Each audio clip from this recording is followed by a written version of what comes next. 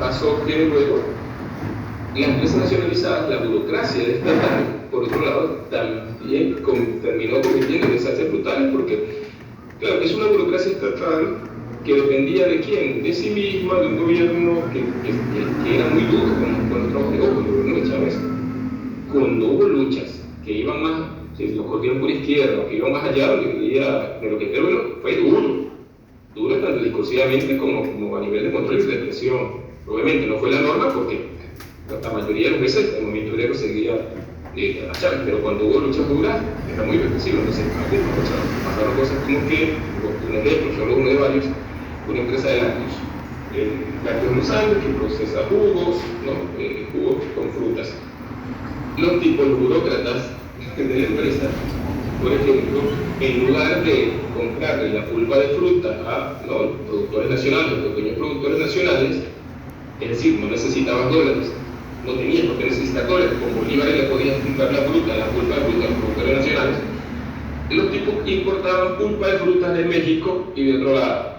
O sea, pedían dólares, desangraban al país comprando fruta en otros países, teniendo productores aquí, desangrando los dólares del Estado, etcétera, etcétera. O sea, la propia burocracia estatal, ¿no? Cuando es parte de ese parasitismo, ¿no? De no desarrollar la fuerza productiva.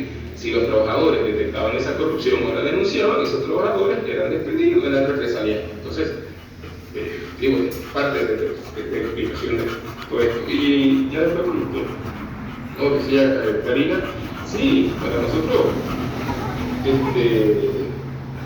obviamente, nosotros hicimos un gran frente único para enfrentar el imperialismo, por supuesto, con todas aquellas compañeras y compañeros corrientes que tienen por derrotar el imperialismo, por supuesto que sí, pero claro, es importante esta discusión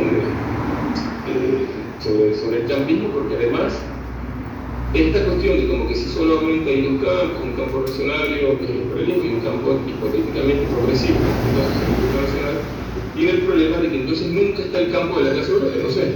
Entonces, o sea, digamos, y cuando el campo, no sé, de ver la cuestión con un punto de vista de clase. Porque si uno ve la cuestión desde el punto de vista de los intereses de la clase trabajadora, no es complicado ubicarse. Es relativamente sencillo.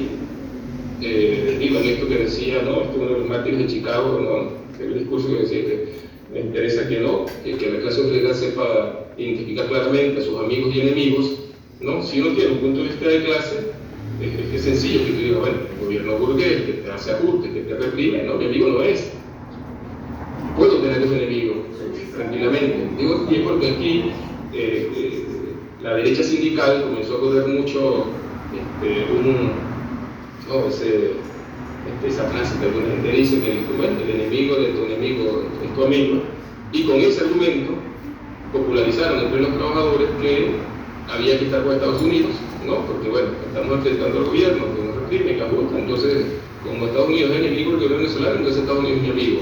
Por ejemplo, es una frase por supuesto falaz, no totalmente falaz. Nosotros le decíamos, no, tú puedes, el enemigo de tu enemigo también puede ser tu enemigo. Listo, ¿no? La vida es más compleja, ¿no? Entonces, eso, digo, es un poco muy simple, coloquial, como estoy planteando, pero digo, perfectamente se puede enfrentar el imperialismo y al mismo tiempo tienes que tener una política independiente. Porque, como decía la compañera, porque incluso eso es un obstáculo para ser consecuentemente antiimperialista. Porque, por ejemplo, yo les vengo diciendo, ¿cómo se puede ser antiimperialista apoyando un gobierno que está entregando, que está haciendo las leyes que el imperialismo quiere? Y que hasta ahora venía manteniendo a los trabajadores pisoteados para que no protesten, para que no luchen. O sea, no se puede ser consecuentemente antiimperialista. Digo, además hay un problema ideológico también muy importante, que es que precisamente si toda esta política capitalista del gobierno venezolano es represiva, se hace justamente en nombre del socialismo, del antiimperialismo, de la izquierda, y uno no da ninguna pelea para aclarar y desmentir y mostrar que eso no tiene absolutamente nada que ver con el socialismo. Uno está contribuyendo justamente también al descrédito de las ideas de revolución, del socialismo, de anticapitalismo, de todo eso. O sea, aquí tiene que haber una lucha también por clarificar y plantear, porque se habrán topado con venezolanos allá, con inmigrantes, ¿no? En su mayoría, se vinculan a las líneas de la derecha, pero que hay un elemento importante, que claro, pero si esos trabajadores le dijeron que el socialismo es esto, el socialismo es una política de ajuste contra los trabajadores y de represión, es un problema que esa gente adopte, ¿no?, una perspectiva socialista. Entonces también hay una lucha por limpiar las banderas del socialismo, en un término de general, ¿no?, por una revolución social.